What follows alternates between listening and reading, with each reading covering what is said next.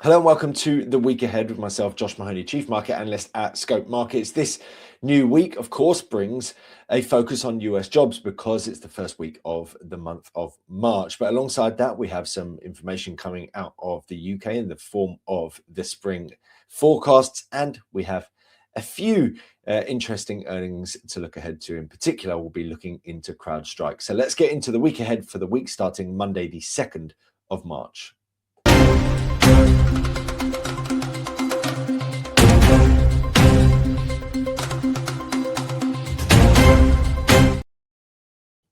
As ever, let's look at the economic calendar. This is according to Trading Economics, and the big ticket items kick off on Monday with the manufacturing PMI from China expected to improve marginally, the government budget and GDP figure out of Italy. Then we've got the ISM manufacturing PMI from the US, inflation data out of the Eurozone on Tuesday expected to remain at 1.7, with the Italian number ticking up to 1.1.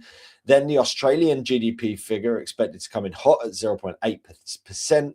More manufacturing PMIs coming out of China on Wednesday. Japanese consumer confidence, ISM services PMI out of the US, then trade data out of Australia ending the week with a focus on the jobs market over in the US with the payrolls figure, retail sales, unemployment rate, average hourly earnings, you name it. But certainly an interesting close to the week. So let's look at the US first and foremost. We can see, of course, that we've got these two ISM PMI readings over the course of Monday and Wednesday.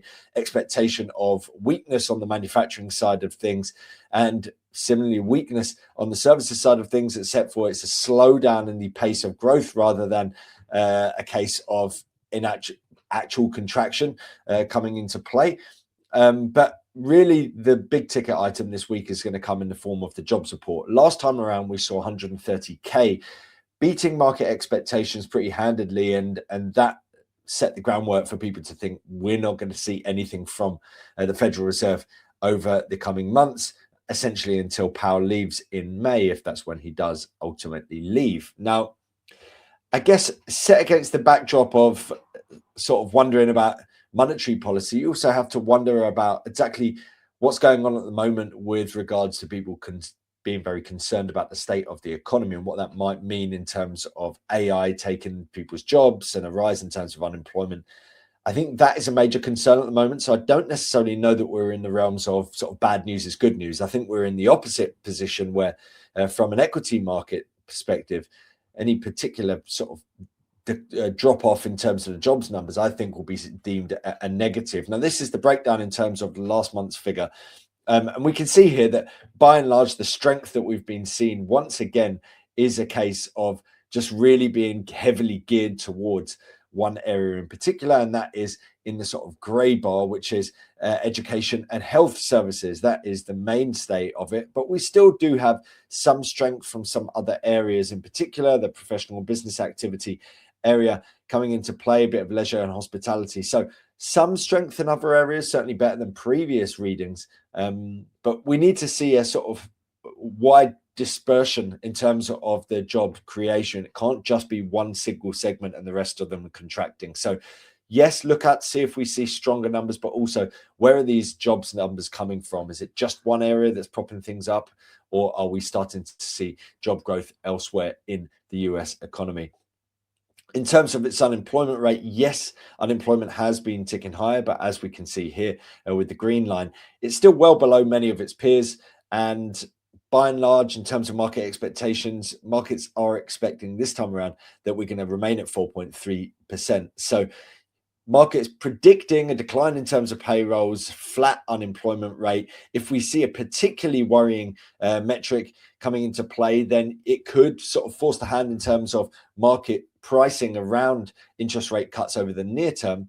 But I don't necessarily think that it's going to push the Fed into cutting rates at the next meeting. Instead, I think it's probably going to be potentially indicative of a sort of fear that we're seeing throughout markets at the moment that is essentially saying AI is coming for everyone's jobs, and we're going to see a massive rise in terms of unemployment. Now, AI can provide businesses with improved margins and profitability, that's great, but it can also essentially make other businesses defunct. And that's been fear recently around the software sector. And especially, you can have better margins, but then if, suddenly you're seeing 10, 15% unemployment, well, you don't really have as many customers either.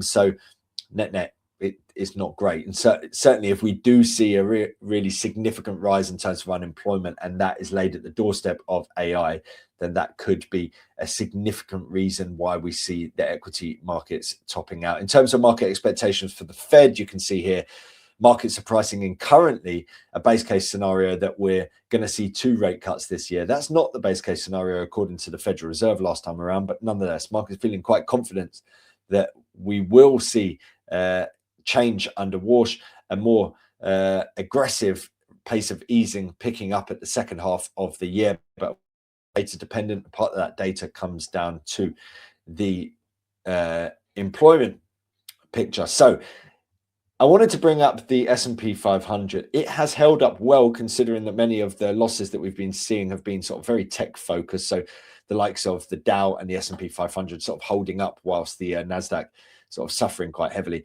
You can see here we're coming back towards the top end and now selling off once again. So sort of rotating between the 6717 up to 7,000 mark.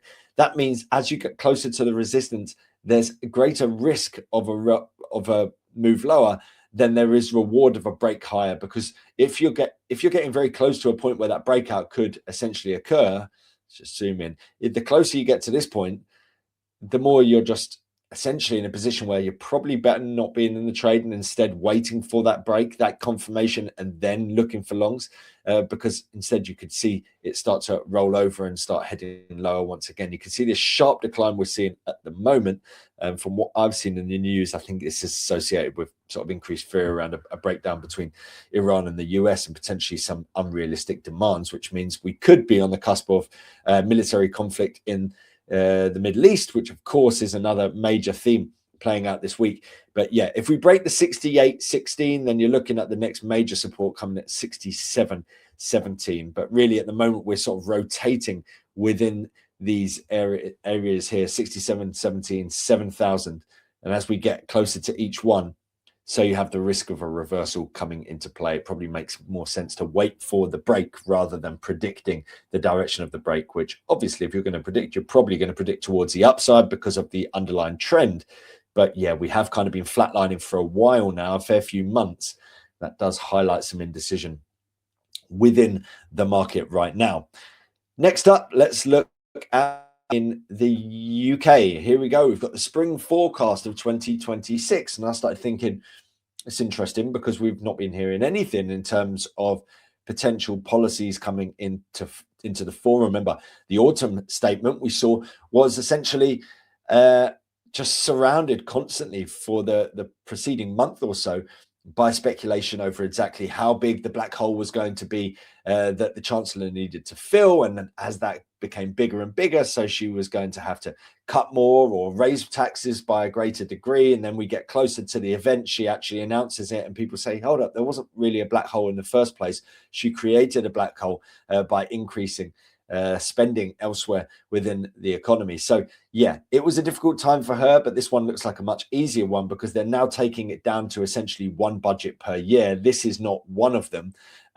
Instead, as you can see here, it's more a case of the OBR laying out economic and fiscal forecasts. So don't expect anything in terms of new fiscal policies. I don't necessarily know that we're going to see anything to say exactly how big the black hole is right now. But what I would say is that pressure certainly has come off since that last budget, and we'll show you that now. So essentially, previously we had this constant move upwards in terms of the rate of borrowing, and most notably on the top end, the sort of longer term yields. And we did see some downside moves, and that was in association with expectations of additional rate cuts from the Bank of England.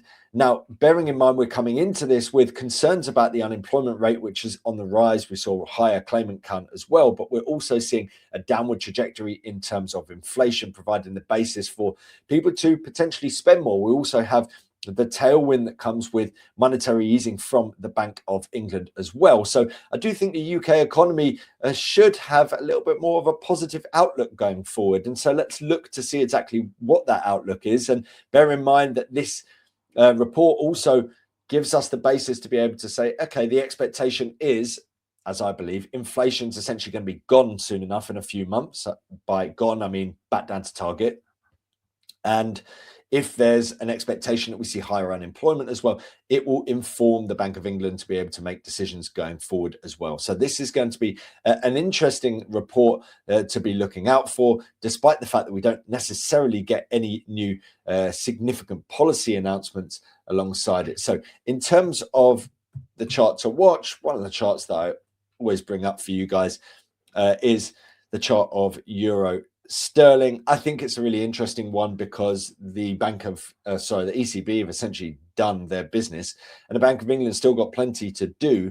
And I do expect additional easing down the line. This report could inform us in that direction if they think inflation's going to head sharply lower in the coming months, which is very, very likely, especially now that we're seeing cuts in terms of energy bills coming into the fore. And then we see the possibility of higher unemployment. So keep an eye out for that element and growth within the OBR forecasts. So we came into this sharp pullback, and I said, I do think that we've got the possibility of further upside, but if we do break that support level, it's a bit concerning in terms of this bullish trend. We've come back into that level. Crucially, didn't break through it. We've now come up through that 8746 resistance level, pulled back a bit, starting to strengthen. I think that we're likely to break through that level. And in particular, if we see the kind of data that signals that the Bank of England needs to do more, then it's going to be a case, in my mind, of a breakthrough resistance and a push onwards and upwards from here. So keep an eye out for euro sterling. A really interesting story, because the narrative around the ECB, I don't necessarily think is going to change. They've done plenty in terms of easing. That's a case of sitting on their hands. The narrative around the Bank of England can certainly change, and certainly as inflation plummets over the coming months, if we do see weakness in terms of the data on the jobs front and the GDP forecasts, that provides the basis for markets to price additional rate cuts, which pushes euro sterling higher. So certainly a key one to be watching out for in the week ahead. And finally, let's jump onto the calendar for US earnings. We've seen most of them essentially. Much of the earnings season done now, quite frankly, but doesn't necessarily mean we won't see any significant movers. This week, it's the likes of CrowdStrike, Ross Stores, Best Buy, Broadcom, Costco. So some high street stuff, some tech stuff. I thought CrowdStrike would be an interesting one. There's been a massive furore essentially around the tech space, in particular, the software space, around exactly who the winners and the losers will be. Well, there's a perception that essentially every software company could be a loser. So let's just sell all of them out of fear, right? And that's how it's been playing out. But now we're starting to see people coming in and saying, in actual fact, we think this one's going to do well or that one. And, who are the winners and losers? They can't all be losers in this. And certainly Jensen Huang in the NVIDIA earnings call sort of stated that, the markets have got it wrong. Well, they might have it wrong with some, but they've probably got it right with others. I don't think all of these companies are going to flourish with the new AI world, where you can build things a lot more cheaply. And so even if they stick around, I do think their margins and their pricing power will suffer as a result. I'm just bringing up this chart here so you can see exactly how things have been playing out over the course of the past month. I just think it's really interesting because we've seen this massive divergence between what has typically been the area of strength, where we've got here information technology, financials, telecoms, consumer discretionary, and then they've all been underperforming, and the rotation has gone into the likes of energy, utilities, consumer staples, industrials, real estate, materials. So many of those have been sort of under the bracket of sort of defensives, and many of those are under the brackets of real things that are probably not going to be sort of replaced by AI. I think that narrative will continue as we move forward, because there's always going to be conjecture over exactly who wins and who loses out of AI. And you're not going to get the answer immediately. So people want to reposition their portfolios in accordance with that risk. So the sort of industrial stuff, I think, probably has significant legs.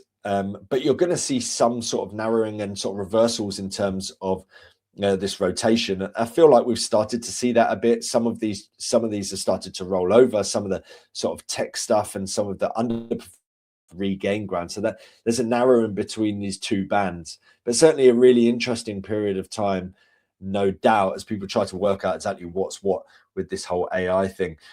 In terms of CrowdStrike, I think it's a really interesting one, because in actual fact, we've seen Goldman Sachs coming out saying who they think the winners and the losers will be in the software space. They put CrowdStrike down as a winner.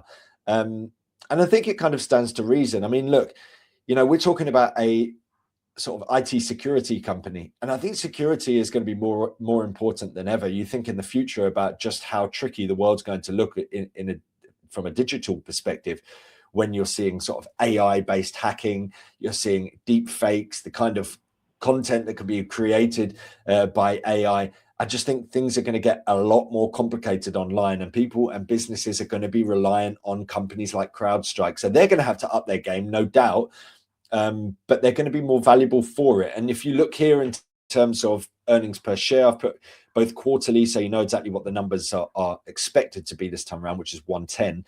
But also the outlook for the coming years. So you can see 393 for 2024, 371 expected this time around, but then 2026, 481, then 612, then 727. There's an expectation that they will ramp up in terms of profitability over the coming years. And this is a company that's been hit hard recently, right? So I'm just bringing it to your attention as a potential one to watch. Obviously, do your own research. But certainly one to watch in terms of a potential rebound play here, because Goldman Sachs think this could be a winner. And so if you're being priced as a loser, but you're actually a winner from all this, then there could be a pretty significant rebound coming into fruition. If you look at where we are at the moment, back up to the prior high, you're talking about a 48% rise just to get back to where we were in the peak, which was back here in November. And you can see, in terms of this pullback, yes, we've dropped down through that support level, which is 405. But in terms of the sort of wider swings, it does kind of look like a retracement of the rally up from 297. That long lower shadow coming into play at the moment. Certainly greater confidence comes with a breakup through your first swing high, which is here, 432. So, are we just rallying and then rolling over once again? That's the risk.